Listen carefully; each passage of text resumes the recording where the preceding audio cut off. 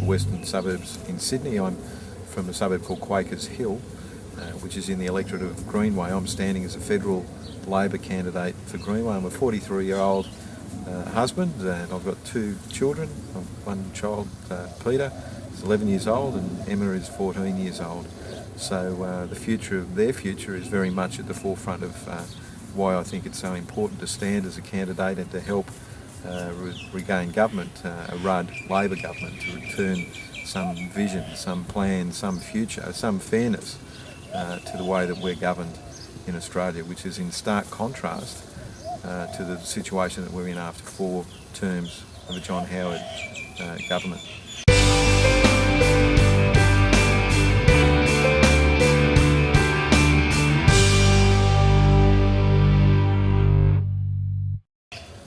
We've got many plans for youth in our community who are at the moment suffering on a number of fronts.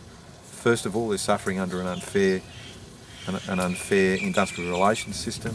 John Howard's work choices has overnight, with the stroke of a pen, with one piece of legislation, has removed fairness from the workplace, and it particularly disadvantages youth.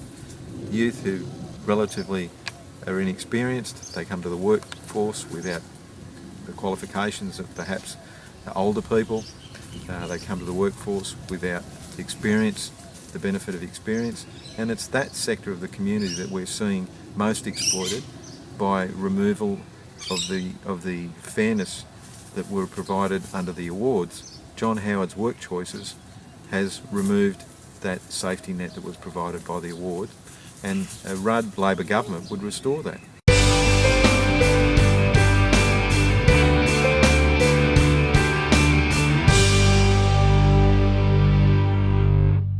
We would rip up work choices and restore awards and restore fairness to the industrial relations system. In the area of training, what we've seen is a disgraceful situation where over 4 terms of a Howard Liberal government, we've got a 250,000 skill shortage. 250,000 positions that could have been provided to our youth in Australia through training, proper funding of training within schools, training within TAFEs and higher education. That's a missed opportunity after 4 terms of a Howard government. That's the situation we currently have, and there's no plan from a John Howard government to address that problem. The only plan they do have is to introduce 457 visas, where they allow overseas skilled migrants to come for a short period of time to take skilled positions to fill those jobs. We think that our Australian children, Australian youth, should be benefactors of training and education. They're the ones who should be trained up for the future of those 250,000 jobs that we currently have a shortage of.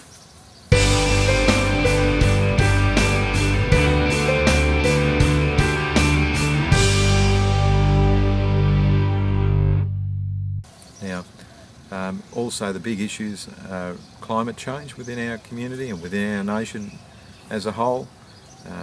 Part of my electorate takes on the Hawkesbury. The Hawkesbury is a food bowl of Sydney.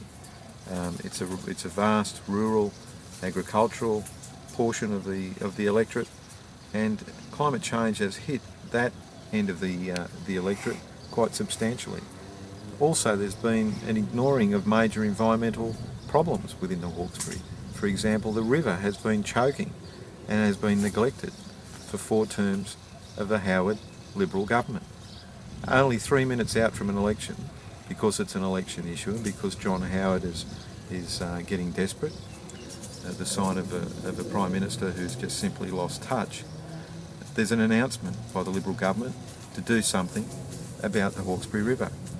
Well, we have a long-term plan, not only for the environment on the national level, but for the local environment. We have long-term plans, as I said, for training and education, for industrial relations, for our economy.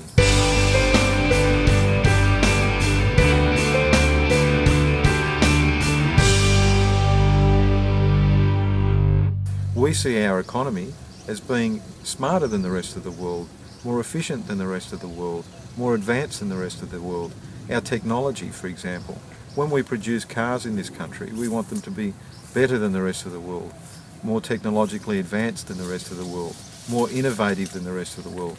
John Howard's plan is to make our labour cheaper than the rest of the world. So when we produce cars, he wants us to compete with China, for example, by being cheaper.